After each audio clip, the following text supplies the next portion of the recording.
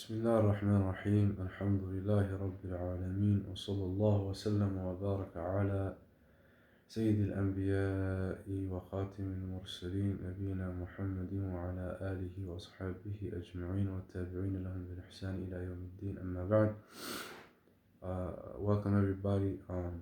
Inshallah, tonight I was going to read some ayat from Surah Al-Araaf. Surah Al-Araaf is the 7th surah in the Quran, and it is part of both the 8th and 9th juz. These ayat are from the 9th juz towards the end of the surah, is from ayah 175. 175. So there are many lessons that can come from this story. I'm not one to do justice to it, even partially, let alone entirely. But one of the objectives I thought was, one is to not just maintain our relationship with Quran from Ramadan, but also to improve, and then two, to also see that we have a responsibility in whatever facet it may be in our relationship with the Quran, and it's always good to follow a good deed with a good deed and not a good deed with a bad deed. Another objective is that we should never feel complacent with where we are, and how much we know in knowledge, or how much piety or practice we may apply of that knowledge and worship and acts. And fourth, is what I think will resonate with a lot of people, is having accountability for Islamic leadership.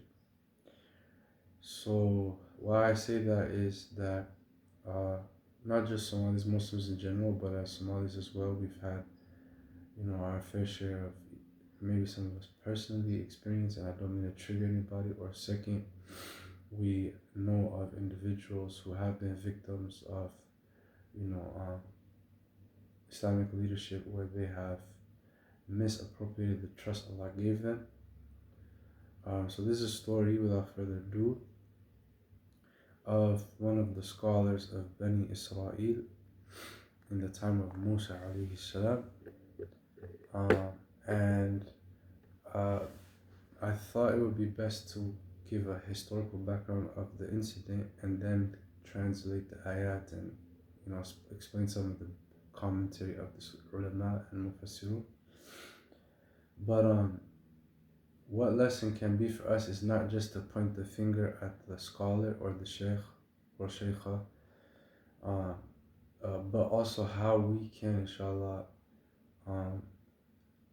be immune from that and safe from that, by knowing what are certain traits to look for in someone who is taken as a religious leader.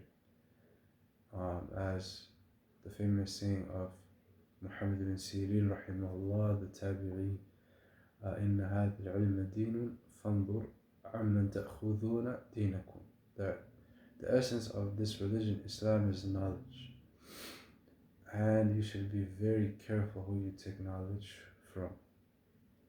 So to give an anecdote before getting the story, some of us, who maybe never went to medical school, if somebody gives over-the-counter unsolicited medical advice, if we have a basic understanding of perhaps biology or chemistry, we could basically understand, okay, what he's trying to prescribe for me is not going to help me, because I know that this property has certain, or this element has certain properties that will lead to adverse effects, so to say. So it doesn't require a person to be a scholar to recognize and to point out or identify a quote-unquote fake sheikh or fake sheikha. So but the more we learn of our religion, of course we learn from other scholars, but the more we learn of our religion, then the less likely, inshallah, it will be that we could be misled. So that's the introduction of that. But the ayat, Allah subhanahu wa ta'ala, He says, أعوذ بالله من الشيطان الرجيم. بسم الله الرحمن الرحيم. واتل عليهم نبأ الذي آتيناه آياتنا فانسلخ منها فأتبعه الشيطان فكان من الغاوين. ولو شئنا لرفعناه بها ولكنه أخلد إلى الأرض واتبع هواه فمثله كمثل الكلب إن تحمل عليه يلهث أو تتركه يلهث ذلك مثل القوم الذين كذبوا بآياتنا فقصص القصص لعلهم يتفكرون. So the rough translation, Allah subhanahu wa ta'ala, He says, and recite, O Muhammad sallallahu alaihi wasallam, to them the story of he whom we gave our ayat. So before we go further, inshallah, we'll just talk about who is this individual. So first reading is from the tafsir of Imam al-Qurtubi, rahimahullah, Abu Abdullah, Muhammad ibn Ahmad al-Ansari al-Qurtubi, the famous tafsir, al-Jami' al-Ahkam al-Quran. So he says that ذكر أهل الكتاب قصة عرفوها في التوراة. So Allah subhanahu wa ta'ala mentioned a story that the people of the book, in here the Jews, they knew that already existed in the Torah. واختلف في تعيين الذي أوتي الآيات. And there is a dispute amongst the scholars about who was the individual Allah said we gave our ayat. But the strongest opinion, as mentioned by Abdullah ibn Abbas and Abdullah ibn Mas'ud and others, is Bal'am ibn Baa'urā was his name. Bal'am ibn Baa'urā. And anyhow, he said that he was such a scholar of the Israelites of Bani Israel that there used to be, and when you read the Israeliyat and historical texts, you may find these, wondrous, preposterous, absurd numbers.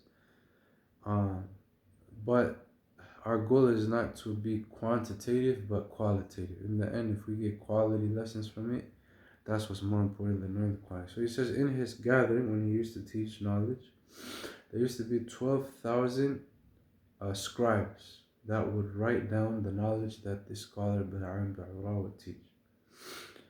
And then he said that he became the first one to write a book, and in that book he says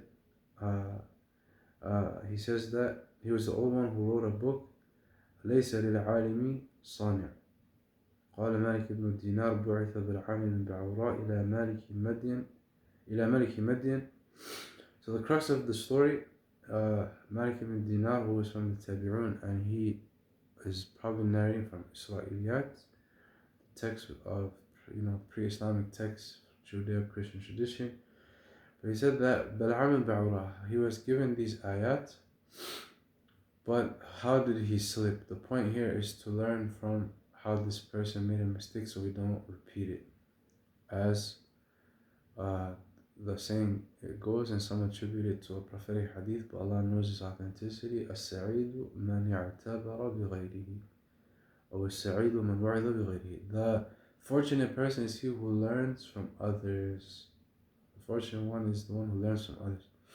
And then the poet also says, عرفت الشر لا للشر بل أوقيه ومن لم يعرف الشر يقع فيه. That I learned about evil not for the sake of evil, but so I could avoid it. And whoever doesn't know evil will fall into it. So anyhow, this scholar Bal'am Baa'urā, he was sent to the ruler of Madian. Madian was the land of, is the people of Shu'aib. وَإِلَى مَدْيَنَ أَخَاهُمْ شُعَيْبًا. It is also the place when Musa alayhi salam was a fugitive after he, accidentally committed manslaughter. He punched the Coptic and he died from the strength of Musa. and he was wanted for murder, and he took refuge and he went to Madian. فلما توجه تلقاء مدين قال عسى ربي أن يهديني سواء السبيل, as Allah mentioned in Surah Al-Qasr. So بالعام باعورا is representing the Muslims in this time, and he was sent to the king of Madian to call him to Islam.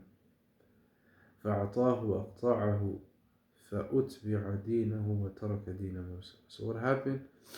That بالعام باعورا, he was given a bribe. He was given a bribe, and one of the faults that Allah subhanahu wa ta'ala mentioned about him later on was his greed for wealth and his greed for worldly possessions. So what the king of Madian did was that he bribed him and he gave him wealth, which he thought would solve the issue, right? That's one thing. As a side note, that's what Bilqis, the queen of Sheba or Saba, when she got the letter from Sulaiman alayhi salam, as mentioned in Surah Al-Naml, that she said, فَإِنِّي مُرْسِلَةٌ إِلَيْهِمْ بِهَدِيَّةٍ فَنَاظِرَةٌ بِمَا يَرْجِعُ الْمُرْسَلُونَ. So she got the letter. It said from Sulaiman, Bismillah ar-Rahman ar-Rahim, do not exalt yourself over me and come as Muslims into my kingdom. So she took the advice of her courtiers, you can say, like in the modern day parliament and Congress, and they said that if they want to fight, we are a strong army and a military, and the decision is yours, O queen. So she said, when kings who love power and possessions of this world, when they want to conquer an enemy, when they enter the enemy's territory, they spoil it, they pillage, they wreck it. إن الملوك إذا دخلوا قرية أفسدوها وجعلوا أعزة أهلها أذلة. They make the honorable of that society the most humiliated, and Allah agreed with her and said, وَكَذَلِكَ يَفْعَلُونَ. But Bilqis, she wanted to test the ikhlas of Sulaiman alayhi salam and see, was he sincere for Allah, or was he like any other monarch who just wanted wealth in this world? So she said, I'm going to send them a gift to see how they respond. If they accept the gift, that shows that they just want possessions of this world. But if he's sincere and he really cares for his religion, then that is an indication of his true kingdom and prophethood. So when the gift came to Sulaiman, I mean, you're talking to Sulaiman, he had jinn under his control, birds, animals.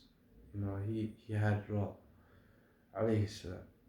The jinn used to dive in the oceans for him.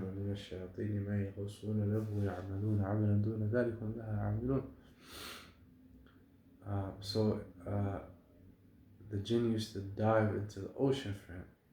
Like, imagine, forget the land. Like, they had people in the sky, in the ocean. So his, later we read in the surah, his kingdom was like, the palace was made of glass, where you could see the water underneath his palace. And that's why when Bilqis entered, she lifted her dress because she thought it would get wet, and she was told, إِنَّهُ صَرْحٌ مُمَرَّدٌ مِنْ قَوَارِيرَ. It's like a glass, palace that's built so you will not get wet. So, long story short, when the gift came to Sulaiman, he said, قَالَ تُمِدُّونَنِي بِمَالٍ. Are you trying to, basically show off, or we say flex with wealth? You're trying to impress me with wealth?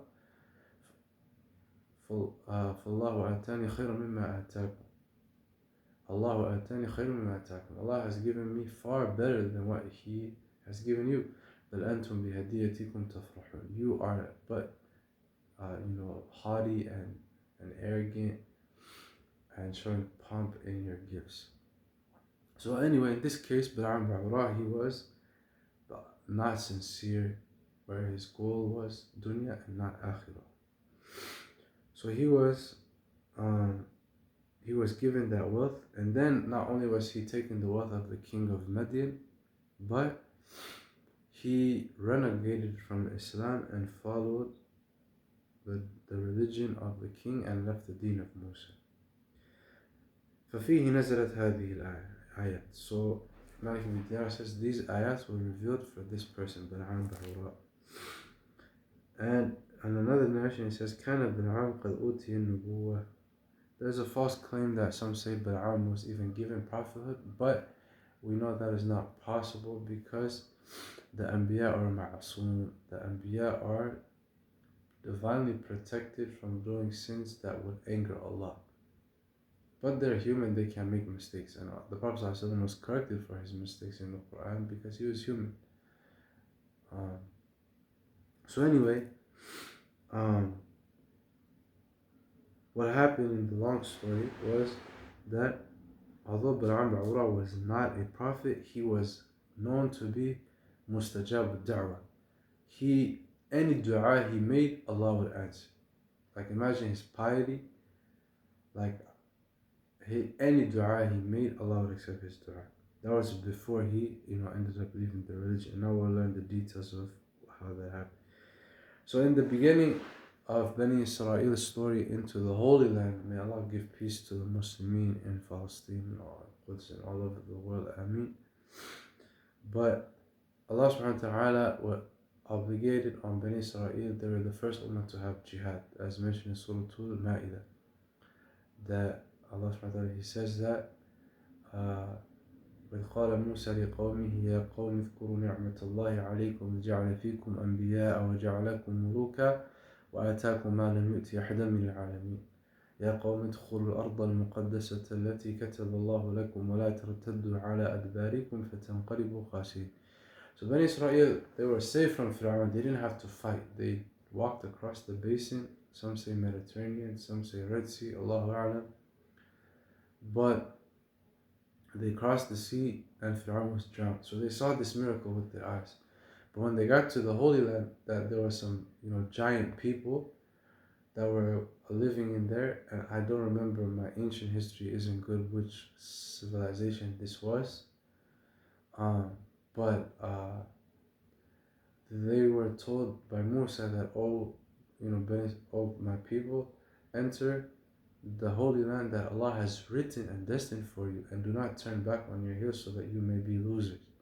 So this is قال إن فيها قوم جبارين. Oh Musa, there are some very strong and very basically giant people in there.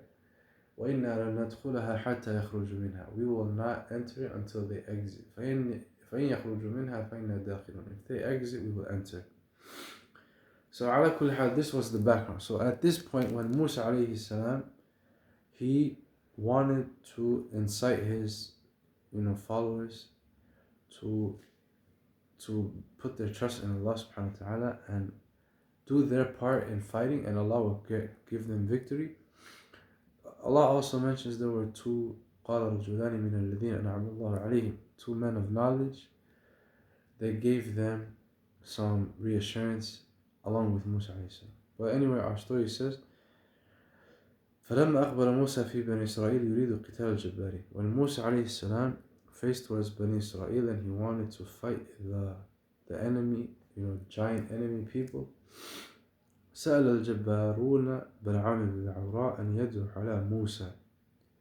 So not only did Bal'am Ba'ura make that one mistake in Midian, but the mighty people that were occupying the Holy Land at that time, they asked Bal'am Ba'ura through another bribe to make a dua against Musa. So these people, as though they had physical strength, they did not even have the confidence that they would win, because if they had faith in their strength and their might, they wouldn't need somebody who would follow a different religion to make dua against their enemy if they believed they were going to win in the first place. So what happened? فقام ليدعو فتحول لسانه بالدعاء لأصحابه. So Bal'am, when he tried to make dua against Musa and his own people. I mean, imagine you're following a Nabi and you're making dua against a Nabi. But Allah made the tongue of Bal'am and Ba'ura change from making dua against Musa to making dua against himself and the people that incited him. And whenever he asked for good for the Jabbarun, they would, the ayah would change to something bad. The dua would change to something bad against Bal'am and his people. So anyhow, فقيل له في ذلك فقال لا أقدر على أكثر مما تسمعون واندلع لسانه على صدره. So when the people were telling him, yo, like you're doing the opposite, you're making dua against us and for them, he said, like, I have no control over this. Some narrations say that Allah subhanahu wa ta'ala has made this as a lesson for me. So his tongue basically became like outstretched over his chest. He had a normal human tongue before that, but as a humiliation, as the principle is, al-jaza'u min jinsi al-amal, the recompense is pertinent to the action. So he misused his tongue by making dua against the Nabi and the people of truth, so Allah took away from him the blessing of his speech, giving him honor and dignity, but it became a means of humiliation. So he said, Bal'am Baura said, فَقَدْ ذَهَبَتْ مِنِّي الْآنَ الدُّنْيَا وَالْآخِرَةِ. He said, now I have lost not only my dunya, my akhirah as well. فَلَمْ يَبْقَى إِلَّا الْمَكْرُ وَالْخَدِيعَ وَالْحِيلَةِ. So he said the only thing that was left for him was, a plot and deception and treachery. وَسَأَمْكُرُ لَكُمْ. So Bal'am Baura, he had knowledge and he still knew another way to do evil basically. So he said, I have a plot for you, Jabbarun. فإني أرى أن تخرجوا إليهم فتياتكم فإن الله يبغض الزنا. So there were many Muslim fighters in the camps of Bani Israel, and they had a weakness, like all men have a weakness. All men have a weakness, as the Prophet ﷺ, he said, ما تركت فتنة بعدي هي أضر على الرجال من النساء. He said that I have not left behind a tribulation that is more tempestuous for a man than women. So whether a woman tries or not, a man is infatuated with women.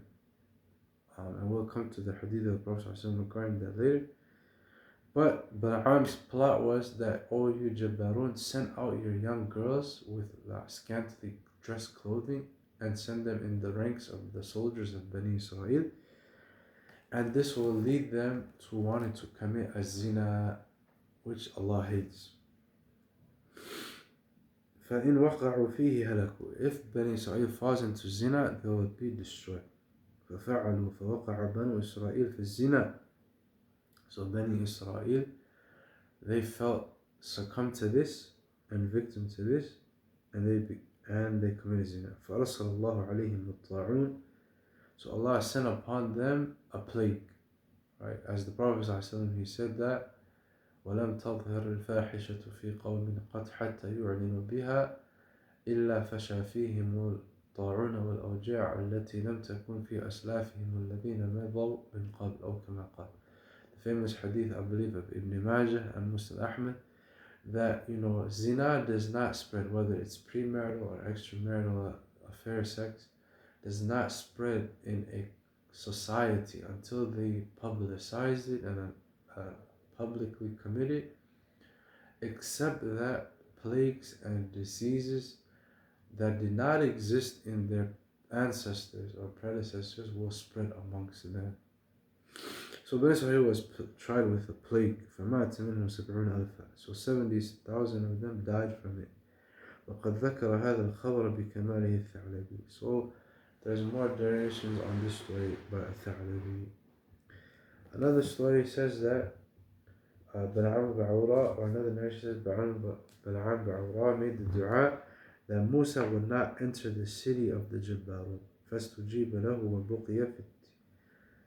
So his dua was accepted because of this plot and trick of zina.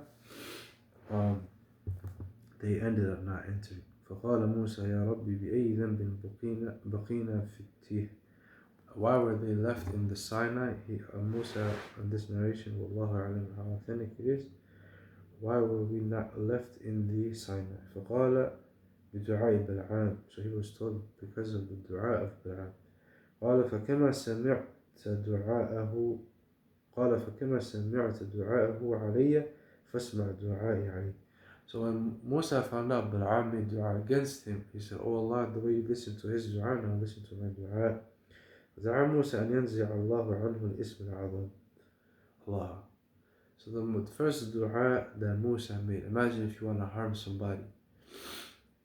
Musa, he made a dua that, oh Allah, that, separate from him or rip from him, literally the word, like, strip away from him the knowledge of the greatest name of Allah.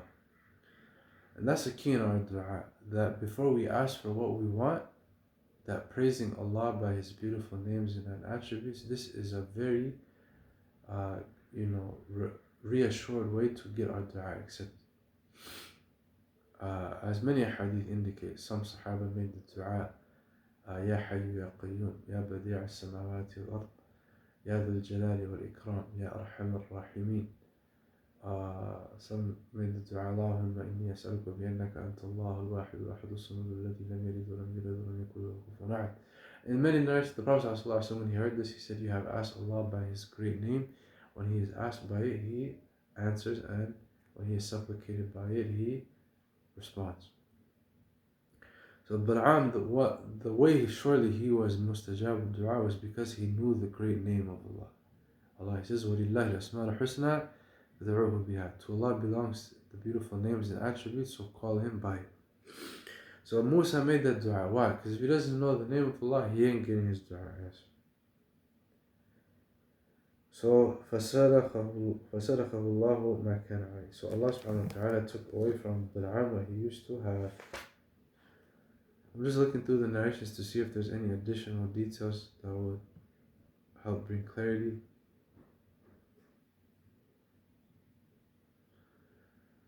Allah. But I wanted to keep it at 30 minutes. It is getting long. But there is one hadith related to this, where the Prophet ﷺ mentioned the famous hadith that الدنيا حلوة خضرة وإن الله مستخلفكم فيها فينظر كيف تعملون فاتقوا الدنيا واتقوا النساء فإن أول فتنة في بني إسرائيل كانت في النساء.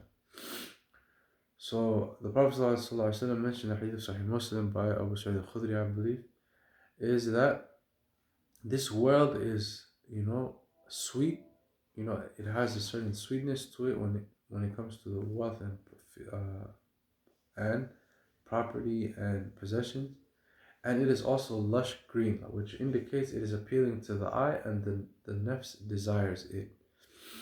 And then the Prophet said, وَإِنَّ اللَّهُ مُسْتَخْلِفُكُمْ فِيهَا فَيَنْظُرُ كَيْفَ تَعْمَلُونَ. Allah has, entrusted in you vicegerency in this land, in this earth, so He can see how you will act. Allah wants to see how we act. And then the Prophet said, فَاتَّقُوا الدُّنْيَا وَاتَّقُوا النِّسَاء. Beware of this world and beware of women. فَإِنَّ أَوَّلَ فِتْنَةٍ فِي بَنِي إِسْرَائِيلَ كَانَتْ فِي النِّسَاء. And then he said, related to this story, that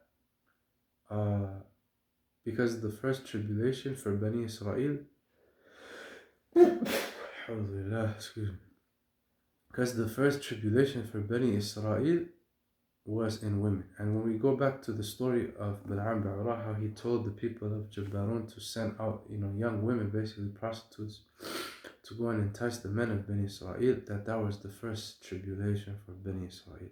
Some others mentioned that their women used to come to the, synagogues or, sawami', we say masajid, and they would dress and adorn themselves to the highest level. So some of the men of Bani Israel in the front, when they're in salat, they would look in between their legs when they sujood at the women, and they become infatuated by them. So anyhow, going back to the rest of the ayat, how does it all come together? That Imam Jalaluddin al-Suyuti, he wrote the first half of Tafsir Jalalain, as Al-Mahalli wrote from Surah Al-Isra to Surah Al-Nas, and then from Fatiha to Surah Nahl was As-Suyuti. So Allah subhanahu wa ta'ala, He says, وَاتْلُو, that recite, O Muhammad, alayhim, meaning the Jews, naba'a, the news of, الَّذِي أَتَيْنَاهُ آيَاتِنَا, the one we gave our verses and our signs, فَانْسَلَخَ مِنْهَا. This is the point of after Ramadan that stuck with me. And any time is important, but Ramadan, you develop good habits. You develop a consistent relationship with Quran, either listening, reading, or contemplating, reading tafsir, trying to act by it, etc., etc. And that has become like a part of you, It's become part of your ruh, inshallah, your qalb, your spirit, your heart. But the way Allah described Bal'am, that after Allah gave him his signs, the way a snake, sheds its skin, a snake, I don't know how many months it takes, or it sheds skin every 4 months or so, I could be wrong. But the way he got rid of those ayat was like the way a snake sheds its skin. Like there's nothing left. That skin is somewhere and he's somewhere else. And As-Suyuti says, خَرَجَ بِكُفْرِهِ, that skin left, or those ayat left him because of his disbelief. As making dua against a Nabi, that is disbelief. كَمَا تَخْرُجُ الْحَيَّةُ مِنْ جِلْدِهَا, just as a snake sheds its skin. وهو بالعام باعورا من علماء بني إسرائيل. بالعام باعورا was from the scholars of Bani Israel. And what happened? سئل أن يدعو على موسى. He was asked to make dua against Musa ومن معه, and those with him. وأهدي إليه الشيء. He was given what is known as أي أهدى له جماعته السائلون له في الدعاء. Those who asked him for dua asked him for it. Those who asked him for dua gave him something. فدعا فانقلب عليه. He tried to make dua and that dua returned it and was rejected upon him. واندلع لسانه على صدره, and his tongue became outstretched over his chest. فأتبعه الشيطان. So he made all these mistakes, but the buck didn't stop there. He kept getting worse. Shaitan followed him up. فأدركه فصار قرينا. Shaitan became his close companion. فكان من الغاوين. So Bal'am became one of the misguided and lost. So it says that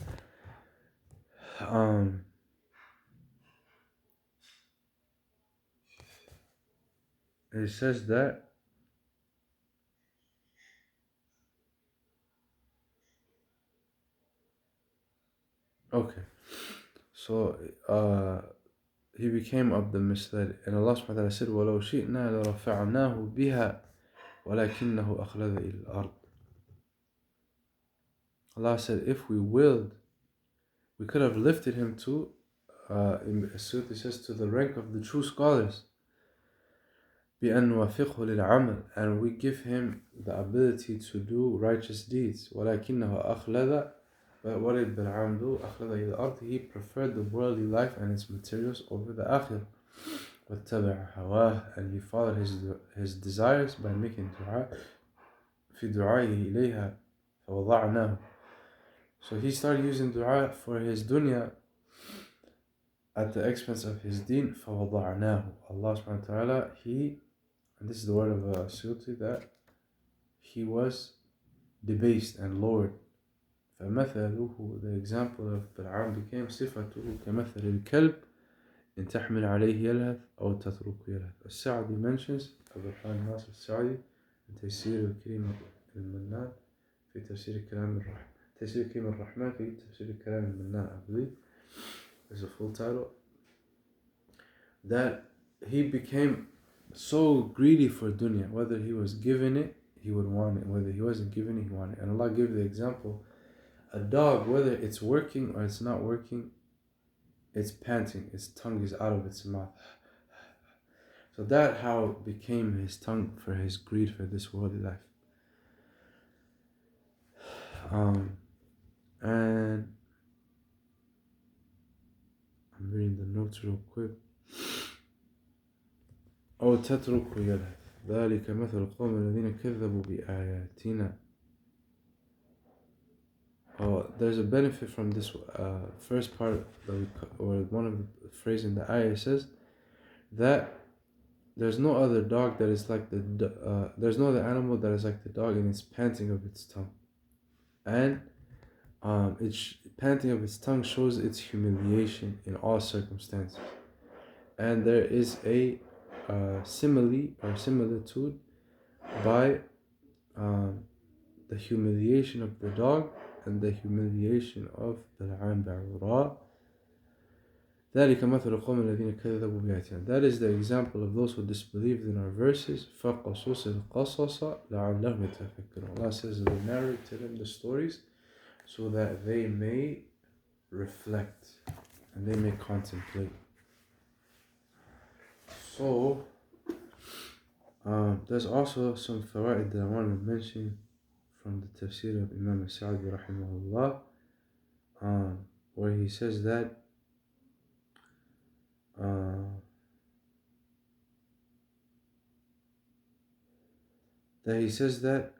Bal'am Ba'ura, and although we may not be at that level of scholarship, but there's a lesson for all of us, al-ibratu bi'umum al-lafz la bi khusus sabab, that انسلخ من الاتصاف الحقيقي بالعلم بآيات الله. That Bal'am Ba'ura, he completely shed himself from the true description of knowledge and the verses of Allah, because as Sa'di says فإن العلم بذلك يصير صاحبه متصفا بمكارم الأخلاق, because true knowledge, it leads its companion to having noble character ومحاسن الأعمال and excellent actions, ويرقى إلى أعلى الدرجات, and he ascends to high ranks, وأرفع المقامات. فترك هذا كتاب الله وراء ظهره. This man left the book of Allah behind his back.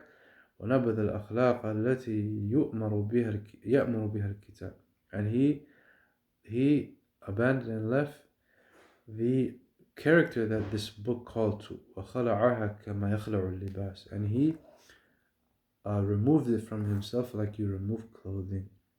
فلما انسلخ منها أتبعه الشيطان. When he outstripped himself from this, Shaitan followed him. أي تسلط عليه. Shaitan was given power over him.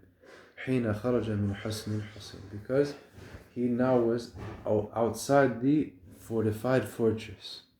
As the Prophet ﷺ said, فإن أحدكم لا يحرز نفسه من الشيطان إلا بذكر الله.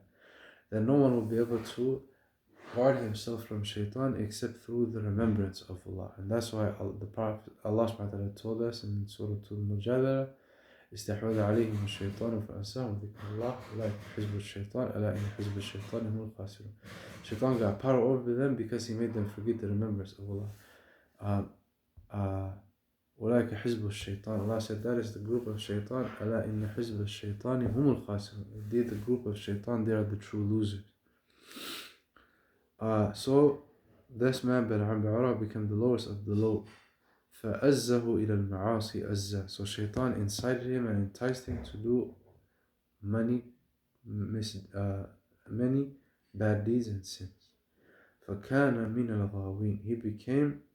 He used to be from the right, the guided ones, but now he became amongst those who were abandoned and left to his lower desires and self.